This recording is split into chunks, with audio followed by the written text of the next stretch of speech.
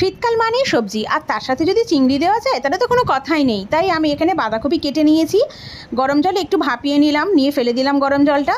তারপরে কড়াইতে তেল দিয়ে তার মধ্যে শুকনো লঙ্কা দিয়ে দিয়েছি, দিয়ে ওই বাঁধাকপিটাকে দিয়ে দিলাম, ভালো করে লাল লাল করে ভেজে নিলাম, এবং তার সঙ্গে কাঁচা লঙ্কা দিয়ে দিয়েছি 7-8টা। তারপরে আমি সবজি কেটে নিয়েছিলাম এখানে, পেঁয়াজকলি, শিম এবং আলু, সেগুলোকেও দিয়ে দিয়েছি, দিয়ে ভালো করে নাড়াচাড়া করে নিতে হবে যাতে সবজিগুলো ভালো করে ভাজা হয়ে যায়। এদিকে আমি চিংড়িগুলোকেও ভেজে নিয়েছি আলাদাভাবে। তারপরে আমি সবজির ওপরে হলুদ গুঁড়ো, লঙ্কা গুঁড়ো, টমেটো এবং জিরে গুঁড়ো সব কিছু দিয়ে দিয়েছি একে একে, দিয়ে সুন্দরভাবে নাড়াচাড়া করে নিতে হবে। তারপরে দিয়ে দেবো নুন এবং পরিমাণ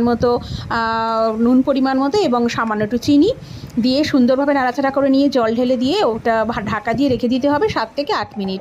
দিলে সবজিগুলো সুন্দরভাবে সিদ্ধ হয়ে যাবে। গেলে তার মধ্যে চিংড়িগুলোকে ঢেলে দিতে হবে, দিয়ে সামান্য একটু ঢাকা দিয়ে জলটাকে শুকিয়ে নিতে হবে। নিলেই রেডি আমাদের শিম, আলু, চিংড়ি, পেঁয়াজকলি দিয়ে চচ্চড়ি। রেসিপিটা ভালো লাগলে অবশ্যই একটা লাইক দেবেন। Thank you.